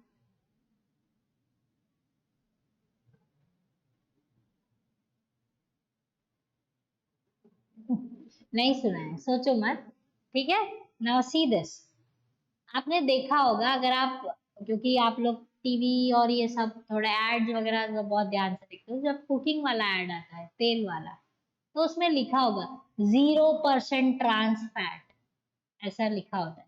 या बहुत सारी अगर आप पैकेट्स को पलट के देखोगे तो उसमें लिखा होता है कि इसमें ट्रांस फैट बिल्कुल नहीं है। तो there are two types of fats also, तो सिस फैट है और ट्रांस फैट है। ठीक है? तो ट्रांस फैट जो होता है वो 0% पर दिखाना पड़ता है फूड पे। क्यों दिखाना पड़ता है? क्योंकि ये बॉडी के लिए बहुत हार्मफुल होता है। सिस वाला is comparatively good, while trans is very much harmful. Okay, now see this, अगर आपने नहीं देखा है, ठीक है, तो अब आप जो आपके घर पे तेल वाला डब्बा आता है ना, जो 5 लीटर्स का, 10 लीटर्स का या 1 लीटर का, वट एवर जो आता है, उसको पीछे उसका न्यूट्रिशनल वैल्यू लिखना, उसमें मेंशन किया होता है कि इसके इस पर्टिकुलर ऑयल के अंदर कितना ट्रांस है और कितना सिस है, वो मेंशन किया होगा। ठीक है? Basically to show the healthiness, जो ट्रांस है वो 0 के आसपास ही होगा, या 0.1 होगा, 0.01 होगा। ठीक है? नाउ सी दिस, जो आप रोड साइड फूड्स खाते हो जो बहुत ही ज्यादा यमी और टेस्टी होते हैं, वो क्यों इतने ज्यादा टेस्टी होते हैं पता है आपको? सबसे पहले तो आई जस्ट डोंट नो, क्योंकि बेसिकली मदर्स जो हैं वो बेचारे किचन में रहते हैं, तो she has to handle the whole grocery of your house. ठीक है? अगर आपके फादर भी उसमें इंक्लूडेड हैं so that's a very good thing, good picture. But आपने देखा होगा कि जैसे जिस दिन कोई फेस्टिवल है तो खूब सारा पूड़ी और फ्राइड चीज बन रहा है और फिर तेल बच जाता है, तो घर में बेसिकली लेडीज या ममा की ये आदत होती है कि बचा लो नेक्स्ट टाइम यूज में आ जाएगा, ठीक है, तो उसको कहीं पर अच्छे से स्टोर करके रख देती है। टेल योर मॉम कि that is not good, that is not good for health. Reason, क्योंकि वो जो ऑयल है वो जब आप अनपैक करते हो उसको, जब तक वो अनकुक्ड है तब तक उसके अंदर जो फैट की जो प्रेजेंस है वो सिस के फॉर्म में होती है, जो ऊपर मैंने लिखा है सिस के फॉर्म में। ये सिस और ट्रांस जो है वो आप आइसोमर्स पढ़ोगे केमिस्ट्री में तो आपको बहुत अच्छे से पता चल जाएगा, तो वो सिस के फॉर्म में होते हैं, ठीक है। That means all the functional group जो सॉइल के हैं वो एक ही तरफ है, ठीक है। बस ये सिंपल लैंग्वेज में मैं आपको समझा रहा हूँ। बट जब आप उसको कंटिन्यूअसली कुक करते हैं जैसे रोड साइड, कंटिन्यूअसली एक ही तेल पूरा दिन चलते रहता है चलते रहता है चलते रहता है, ठीक है, तो क्या होता है जो उसके फंक्शनल ग्रुप्स हैं वो डिसलोकेट हो जाते हैं, डिसलोकेट होते हैं, और जो पूरा जो स्ट्रक्चर है molecular structure of that particular oil will change. That's why आपने कभी एक्सपीरियंस किया होगा कि आप जैसे basically what do you say when you go for these samosas and all that, कभी कभी किसी किसी शॉप में से आप बोलते हो कि इसका ऑयल अच्छा नहीं है, अजीब सा टेस्ट आ रहा है। रीजन क्यों? क्योंकि वो ऑयल जो है वो बहुत पुराना हो चुका है, उसके फंक्शनल ग्रुप सारे के सारे उलट पुलट हो चुके हैं और वो ट्रांस फैट में कन्वर्ट हो गया है, जो कि आपके बॉडी में वो फूड के ऊपर भी डिपॉजिट हो जाता है और आपकी बॉडी में भी जाकर खूब सारा डिपॉजिट हो जाता है, and in future that leads to heart attack and blockage and many more things, ठीक है। सो अगर आप अब जब बाहर मार्केट में जाते हो बेसिकली आप पोटैटो चिप्स भी खाते हो, ठीक है, पोटैटो चिप्स के ऊपर भी लिखा होता है कि 0% ट्रांस फैट। सो बेसिकली अगर वो इंडियन उसमें है तो आई डोंट थिंक सो 0% होगा, कुछ ना कुछ जरूर होगा उसमें, but trans fat is very harmful while cis is good, good in the sense comparatively good, better to use when it is being uh, commercially और आपके जब भी रोज खाने में यूज होता है, तो अपनी मम्मा को बोलो कि जो तेल बच जाता है ना उसको वापस कुकिंग में ना यूज करके उसको रख के, जैसे वो आप जो दिए जलाते हो या डोर के बाहर या कुछ ऐसा कुछ काम करते हो तो उसमें उसे आप यूज कर सकते हो, बट कुकिंग में it should not be use. And the reason is because the chemical structure of that oil is being changed due to heat उसको पूरी तरह से चेंज कर देती है and that leads to the harmful to your health, so tell your mom regarding that, is it clear to you?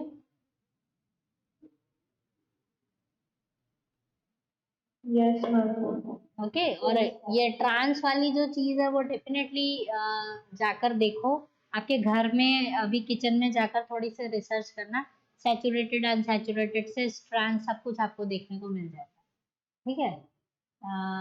मम्मा भी खुश हो जाएगी अगर आप थोड़ा सा किचन में कुछ काम रिसर्च जैसा काम, ठीक है। Now see this that when I say these are the diagrams of long chain fatty, इसी तरह से शॉर्ट चेन्स भी हैं, बट इतना ज्यादा ये जो पर्टिकुलर लीनियर स्ट्रक्चर है ये आपको लर्न करने की जरूरत नहीं है क्योंकि बेसिकली ये लर्न करने के लिए नहीं आता है, जैसे कार्बोहाइड्रेट्स में आता है लीनियर चेन्स, बट यहाँ पर आपको लर्न करने की जरूरत नहीं है। सो C16 palmitic acid, C18 stearic acid and C18 again for oleic acid, but it is a unsaturated fatty acid। ध्यान से ये चीज बहुत ध्यान रखना एग्जाम्स के लिए कि C18 है, लॉन्ग चेन सैचुरेटेड है, long chain unsaturated fatty acid दोनों है, give the examples for both. तो आपको पता होना चाहिए कि स्टेरिक एंड ओलेइक हमको लिखना है, या पाल्मिटिक और ओलेइक, पाल्मिटिक है for 16 carbon. Is it clear to you? Yes, ma'am. Okay, so that is what you should know. Now see this that just wait.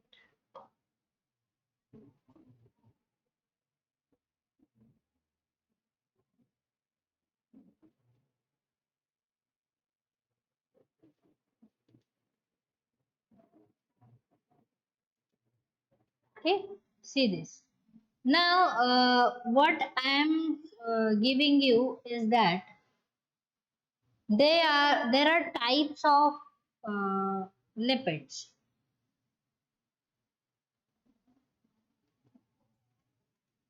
See this. I am writing one chart over here. So अभी तक जो हमने आपको पढ़ाया वो क्या है? Types of fatty acid थे. ठीक है, अब हम टाइप्स ऑफ लिपिड्स देख रहे हैं.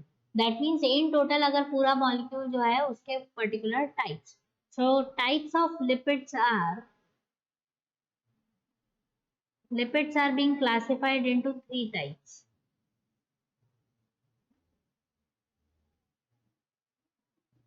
Simple lipids, complex lipids, and the last one is the exception, that is called steroids. Okay, so this you should know. Now this simple lipid is being classified into further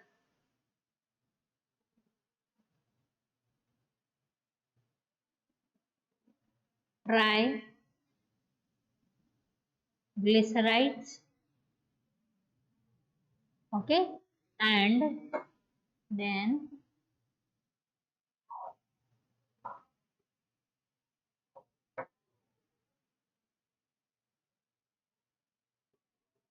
waxes.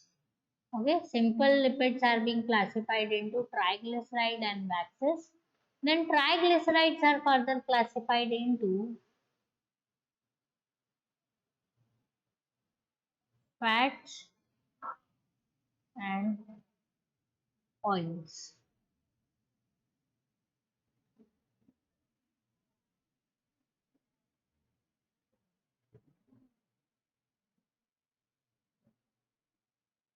Clear?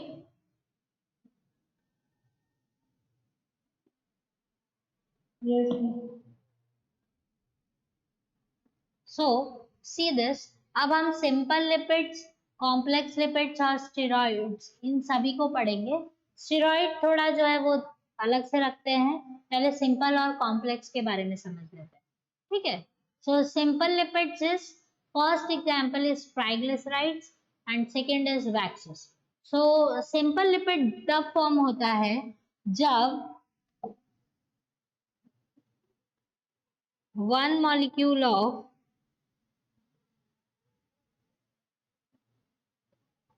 alcohol plus 1 से लेके 3 molecules of fatty acids will combine to each other. Then only the simple lipids are formed. Okay, 1 to 3 molecules of fatty acids while 1 molecule of alcohol should be there. Now see this and do understand. हमने carbohydrates में glycosidic bond पढ़ा था.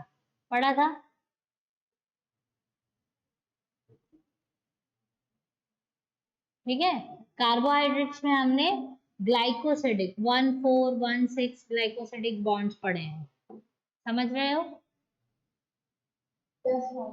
Okay, so here also जब 1 molecule of alcohol plus 1 to 3 molecules, 1 भी हो सकता है, 2 भी हो सकते हैं और 3 मैक्सिमम 3 हो सकते हैं. जब इतने सारे फैटी एसिड्स और ये 1 अल्कोहल एक दूसरे से कंबाइन होते हैं तो सिंपल लिपिड की फॉर्मेशन होती है जिसमें बॉन्ड जो है उसको हम बोलते हैं COOC एस्टर बॉन्ड. उसको हम क्या बोलते हैं? Ester bond.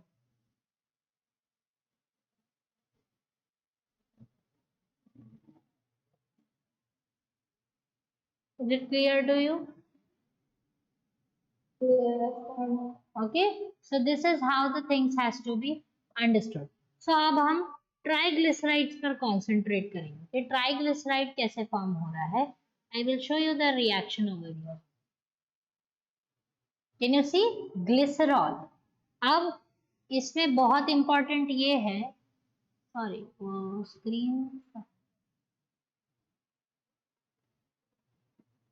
Okay I just कोई बात नहीं. जब हम ट्राइग्लिसराइड्स की बात करते हैं बेटा, तो जो अल्कोहल है उसका specific form that is glycerol. Alcohol किस फॉर्म में होना चाहिए? ग्लिसरॉल के फॉर्म में होना चाहिए. It will combine with 3 fatty acids. Okay, so glycerol, I will write like this. Okay, so CH2OH ऐसे भी लिख सकते हैं और ऐसे भी लिख सकते हैं. आप ऐसे भी लिख सकते हो, आप इसको ऐसे करके ऐसे भी लिख सकते हो,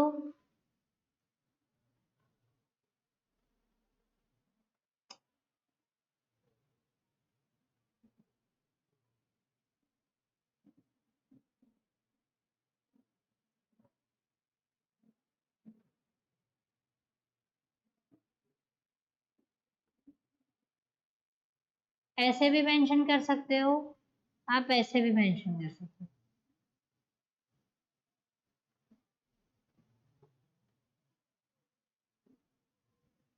Any way you can write glycerol.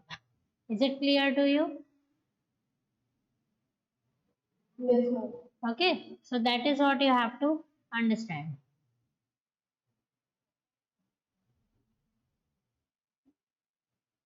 So see this glycerol ये अल्कोहल का स्पेशल फॉर्म है. कोई भी अल्कोहल नहीं चाहिए ट्राइग्लिसराइड बनने के लिए. ट्राइग्लिसराइड में ग्लिसरॉल प्लस 3 फैटी एसिड्स, जो 3 फैटी एसिड्स जब कंबाइन होंगे तो वो क्या बनाएगा हमारे लिए, यहाँ पर भी H2O मॉलिक्यूल रिमूव होगा. ठीक है, अब देखो 3 फैटी एसिड्स जो है वो कंबाइन हो रहे हैं आके, तो 3 फैटी एसिड जब हो रहे हैं तो 3 H2O रिलीज होंगे हर रिएक्शन में. Can you see the formation of ester bond over here? COOC.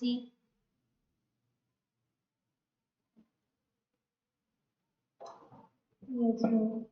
Okay, so this is how. So देखो 3 बार H2O मॉलिक्यूल रिमूव होगा, एक फर्स्ट इधर, सेकेंड यहाँ पर और थर्ड यहाँ पर. So 3 H2O will be removed when the triglyceride is formed. First form of simple lipid. Is it clear to you?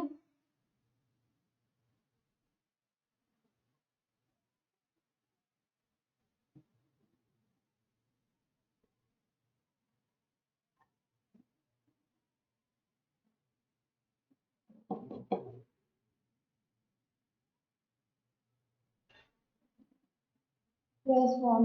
Okay, so similarly see here. So अभी मैं ये वापस लिख देती हूँ एक बार आपको अच्छे से.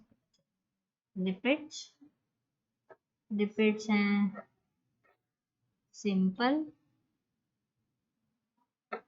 Complex and steroids. Okay, so simple is something having two things, that is triglycerides and waxes.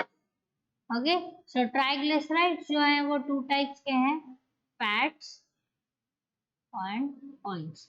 ठीक है, अब हमने ये पढ़ा कि ट्राइग्लिसराइड में जो अल्कोहल है वो स्पेशल है, that is glycerol plus 3 fatty acids.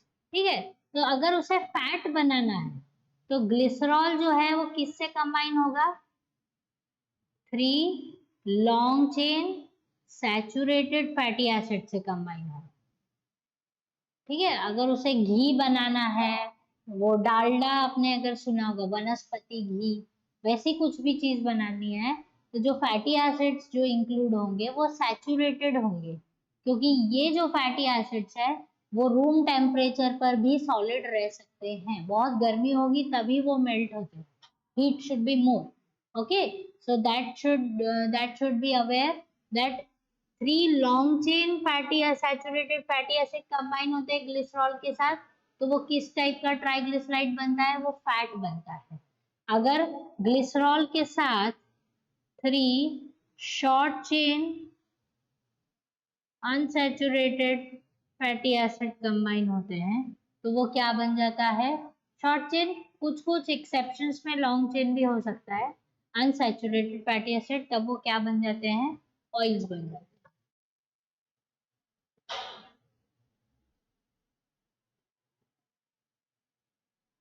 Okay, anything possibility, देखो आप घी ऑयल्स इतने सारे देखते हो, तो बेसिकली जब आप ऑयल देखते हो तो आपने वो देखा होगा कि हर एक ऑयल जो है उसका विस्कोसिटी लेवल बहुत अलग है। That means if I have something on this, ये बोर्ड है अगर मेरे पास, इस बोर्ड पे अगर मैं ऑयल के ड्रॉप्स रखती हूँ अलग अलग टाइप के, ऑलिव ऑयल, कोकोनट ऑयल, फिर सनफ्लावर ऑयल, और आपका कोई भी तरह का जो ये व्हीकल्स में यूज होता है जो कैस्टर ऑयल और ये सारी चीजें अगर मैं सबके ड्रॉप्स रखती हूँ तो आप उसको टेस्ट कर सकते हो कि कौन सा ड्रॉप जो है वो जल्दी जल्दी फ्लो हो रहा है, कंपेयर कर सकते हो आप। Yes ma'am. ठीक है, तो जो जल्दी जल्दी फ्लो हो रहा है उसके अंदर अनसैचुरेटेड फैटी एसिड का कंटेंट ज्यादा है, जो स्लो है, जो एक जगह जम जा रहा है या रुक जा रहा है, उसके अंदर सैचुरेटेड फैटी एसिड्स का कंटेंट ज्यादा है। Is it clear to you? Yes ma'am. Okay, so this is how you should understand the whole rhythm of this. So this is about the triglyceride fats and oils. Then you have waxes. ठीक है, waxes में भी alcohol की जरूरत है, but यहाँ पर glycerol नहीं होगा, यहाँ पर होगा monohydroxy alcohol plus fatty acids. Okay, monohydroxy alcohol plus fatty acids, तो वो क्या बनाएगा, वैक्स। अब वैक्स आप जानते हो कि वैक्स बहुत सॉलिड होता है, तो डेफिनेटली उसमें क्या होंगे, long chain saturated fatty acids होंगे। Can you apply the logic over here?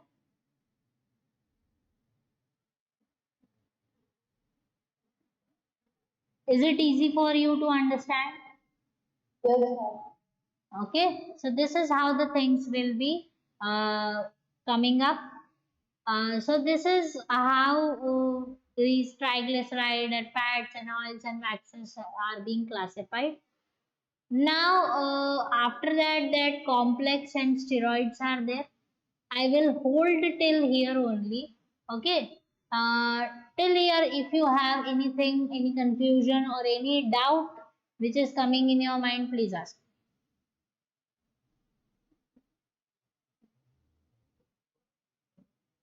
Think of it, and if you can't think, just go through your textbooks in CRT.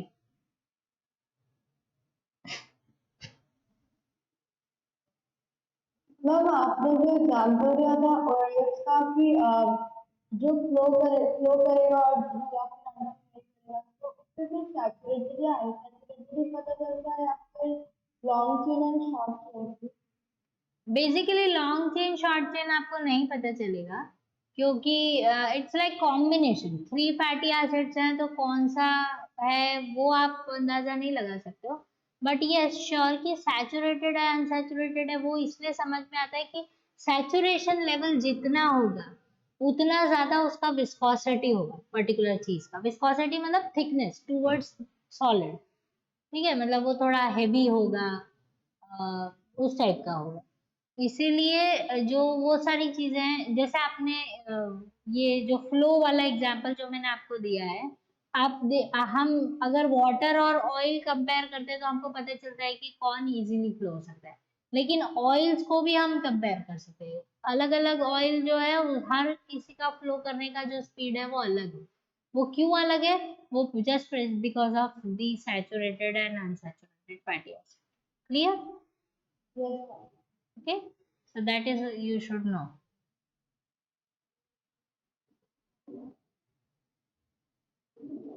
Ma'am जो equation आपने लिखे थे ना glycine 3 fatty acid based triglyceride This ma'am वो वाला this shall I explain you again?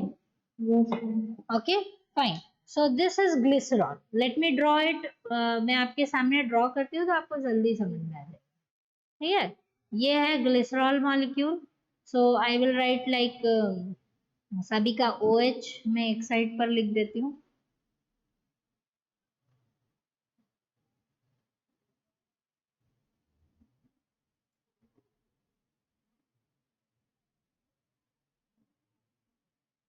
This is how the glycerol molecule will be. Then see this, you have 3 fatty acids attaching to these. ये glycerol एक molecule है, उसमें 3 fatty acid combine हो रहे हैं. तो R1 वो first fatty acid है और ये जो है उसका functional group है, मतलब terminal end है इस particular उसका. Then second fatty acid, third fatty acid. ये इस तरीके से चेन आकर लग रही है. अब देखो जो R1 R2 R3 क्या है, मतलब वो 16 कार्बन 17 कार्बन 18 कार्बन कौन सा वाला है, we don't know which one is coming over here. So we are writing R1 says कि वो 16 भी हो सकता है, 18 भी हो सकता है, 14 भी हो सकता है. ठीक है, understood this? Yes Okay, so see this part and ma'am और R1 R2 R3 के बीच में कोई कॉम्बिनेशन नहीं होगा. नो बॉन्डिंग ओवर देयर, वो सिंगल अपने अपने फैटी एसिड्स आकर लग रहे हैं.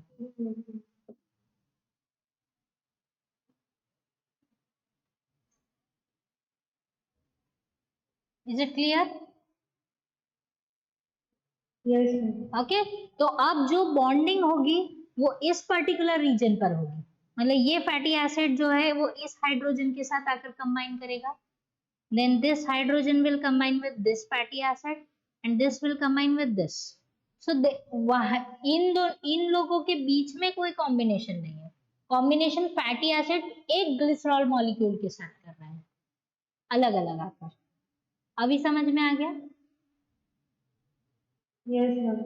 Okay, so this is how it should be. ये इधर कंबाइन हो रहा है, ये इधर कंबाइन हो रहा है, ये इधर कंबाइन हो रहा है. दैट गिव्स यू, फिर से हम इस तरह से बॉन्ड बनाते हैं एंड H2. यहाँ पर कोई डिस्टरबेंस नहीं है इस साइड पर. अब एस्टर बॉन्ड फॉर्मेशन हो रही है. O, this O, this O and C. Can you see this? Yes ma'am. ये, और इसके बाद R1 R2 और R3, मतलब पाल्मेटिक हो सकता है. R1 पाल्मेटिक हो, सेकंड वाला स्टेरिक हो, थर्ड वाला ओलेइक हो, या तीनों पाल्मेटिक हो, तीनों स्टेरिक हो, या तीनों बार ओलेइक हो, या 2 बार ओलेइक हो, 2 बार, 1 बार पाल्मेटिक हो. Any combination can be. अभी समझ में आया? Yes ma'am. Okay, so this is the ester bond. और एस्टर बॉन्ड जो है वो लिपिड की मतलब स्टैम्प है. अगर एस्टर बॉन्ड फॉर्मेशन है तो लिपिड बन रहा है, ग्लाइकोसिडिक बॉन्ड है तो वो कार्बोहाइड्रेट बन रहा है. Understood this? Okay, and bonds हम लोग क्लासिफाई कर सकते हैं कि वो लिक्विड है या solid. Yes, bonds are very important, क्योंकि अभी आप प्रोटीन्स पढ़ोगे आगे और जो भी सब आगे, सभी के अपने अपने स्पेशलाइज्ड बॉन्ड्स हैं. ठीक है, हाँ, सभी के अपने अपने स्पेशल, कोई बॉन्ड किसी और के जैसा नहीं है. ये उनका सिग्नेचर है ये पर्टिकुलर बायोमोलिक्यूल्स का, कि ये जो बॉन्ड्स हैं वो उनकी आइडेंटिफिकेशन है, वो इसी तरीके से बनेंगे तभी वो ये पर्टिकुलर बायोमोलिक्यूल है. और हर बार जब फैटी एसिड आकर लगता है तो H2O रिलीज होगा. तो 3 फैटी एसिड आकर लगेंगे तो 3 बार H2O रिलीज होगा. That's why 3H2 has to be release. That gives you dehydration. ये चीज समझ में आया? Yes, ma'am. ओके। सो अब एक सिंपल लॉजिक मैं आपको बताती हूँ बेटा। जैसे आप जब राइस खाते हो, ठीक है, राइस इज कार्बोहाइड्रेट, स्टार्च का वो है प्रोडक्ट, ठीक है। तो आपने राइस खाया, तो राइस में क्या होता है कि आप स्टार्च का ब्रेक डाउन होना है, और जब स्टार्च ब्रेक डाउन होगा तो हर बार वन मॉलिक्यूल, मतलब क्योंकि ब्रेक डाउन करना है तो आपको एडिशन ऑफ वाटर चाहिए, तो वाटर एक मॉलिक्यूल जाएगा और स्टार्च को कट कर देगा, फिर एक मॉलिक्यूल जाएगा, फिर से स्टार्च में से एक ग्लूकोज निकाल देगा। ये चीज समझ में आ रही है? Yes, ma'am. ठीक है। Yes, ma'am. तो राइस वैसे डाइजेस्ट हो जाएगा, लेकिन आप राइस में घी डाल दोगे या बटर डाल दोगे तो क्या होगा, साथ में अब लिपिड्स भी आ गए हैं, तो अब आपका जो डाइजेशन है वो थोड़ा ज्यादा टाइम लेगा। क्यों लेगा? क्योंकि अभी तक वो सिर्फ एक ही H2O मॉलिक्यूल से अपना काम कर रहा था, अब उसको एक्स्ट्रा 3H2O लिपिड्स के लिए चाहिए। इसीलिए जब आप ऑयली फूड्स खाते हो तब आपको बार बार प्यास लगती है। एक्सपीरियंस किया है? पूड़ी वगैरह खाते हो जब? Yes, ma'am. रीजन, क्योंकि आपका जो डाइजेस्टिव सिस्टम है वो डाइजेस्ट तो कर रहा है बेचारा, लेकिन वो कैसे डाइजेस्ट करेगा जब वाटर जो है वो इनफ नहीं है आपकी बॉडी में, तो it will make you thirsty again and again. वो ब्रेन को सिग्नल देता है कि I need water, make the mouth thirsty so that you can drink. So आप जितना ज्यादा पानी पियोगे तो वो वाटर मॉलिक्यूल्स जो वहां रिसीव होंगे और वो ये इस पर्टिकुलर चीज को ब्रेक डाउन करेंगे। तो एक, so आप सोच सकते हो कि एक पर्टिकुलर लिपिड का एक छोटे से मॉलिक्यूल को रिमूव करने, कट करने के लिए या डाइजेस्ट करने के लिए 3H2O की जरूरत होती है। And if you have spoonful of ghee, तो आपको कितना सारा पानी चाहिए? या आप वो डिप्ड जो पूड़ियाँ खाते हो, कचौड़ी खाते हो, समोसे खाते हो, तो आपको पानी ज्यादा क्यों चाहिए? अब आपको समझ में आया? Yes, ma'am. Okay. So this is how the biology will link to you. और आपके, आई थिंक ये सब पढ़ने के बाद आपको डेली आपकी जो लाइफ में जो चीजें होती रहती है जो आपने कभी नोटिस नहीं की होगी, वो आपको अब बहुत कुछ बायोलॉजिकली आप रिलेट करोगे इसको पढ़ने के बाद। मैम, एक क्वेश्चन था। हाँ बेटा। हम जैसे बनाना खाते हैं फिर कोई और आ जाता है कि पानी नहीं पीने के लिए, इतना रिएक्शन या फिर रीजन? रिएक्शन नहीं होता है बेटा। एक्चुअली जो जब हम फ्रूट्स खाते हैं तो फ्रूट्स में जो केमिकल कॉम्पोजिशन है वो बहुत ही फ्रेजाइल होता है, मतलब बहुत डेलिकेट होता है, और बहुत ही जो न्यूट्रिशन होते हैं वो बहुत ही what you will say, they will sparse off easily. अगर आप ज्यादा पानी पी लोगे फ्रूट खाने के बाद तो वो जो न्यूट्रिशन है वो पानी में होके आपकी बॉडी सीधा उसको ड्रेन कर देगी, उसको एब्जॉर्ब नहीं कर पाएगी। इसलिए बोलते हैं कि फ्रूट्स खाने के बाद पानी नहीं पीना चाहिए। ओके। ठीक है, वो क्या होगा, आपको यूरिन पास ऑन होगा, यूरिन के थ्रू वो रिलीज हो जाएगा, और मतलब जो एब्जॉर्प्शन टाइम चाहिए आपकी बॉडी को फ्रूट का वो नहीं मिल पाएगा। That's why it is said that fruit खाने के तुरंत बाद पानी नहीं पीना ओके मैम। चाहिए। Okay, is it clear to you now? Ma'am, yes बेटा। मैम और ऑयल का डेंसिटी जितना ज्यादा होगा उतना वो लॉन्ग चेन बनाएगा। यस, वो लॉन्ग चेन से ज्यादा वो सैचुरेटेड साइड है। ओके, जितना ज्यादा वो डेंस्ड है मतलब वो हेवी टू डाइजेस्ट है। इसलिए बोलते हैं ना कि ऑयल, आप एड्स देखो आजकल, आजकल एड्स आती है कि राइस ब्रान ऑयल है, वो ज्यादा थिक नहीं है, सनफ्लावर पतला है तेल, थिन है तेल, ऐसे आपको एड्स में सुनने को मिलेगा। I don't know the lines of the ads, पर आप कॉन्सेंट्रेट करोगे तो they will making you understand कि जो ऑयल का जो विस्कोसिटी या जो उसका थिकनेस या डेंसिटी है वो जितना थिन होगा तो वो आपको डाइजेस्ट करने में इजी होगा। अगर वो थिक है तो जैसे आप, I just don't know, but I think in this city people are more diverted to the sarson tel, mustard oil. Am I right?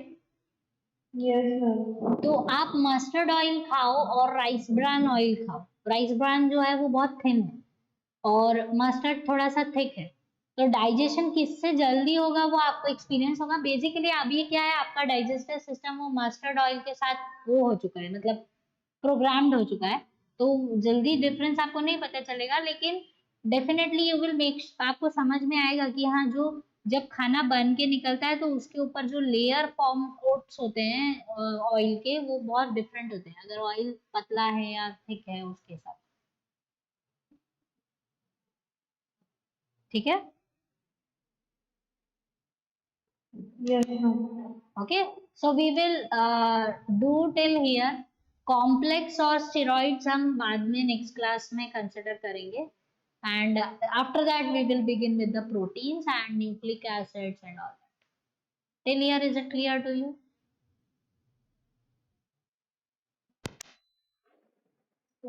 Okay, so what you have to do is, please beta, I just don't know you are programming for bio or not, but जब तक अगर आप पढ़ रहे हो bio, तो आप लोग एक चीज make sure that you read your text book. जितना हम पढ़ चुके हैं उतना आपको टेक्स्ट बुक पढ़ ही लेना है किसी भी तरीके से।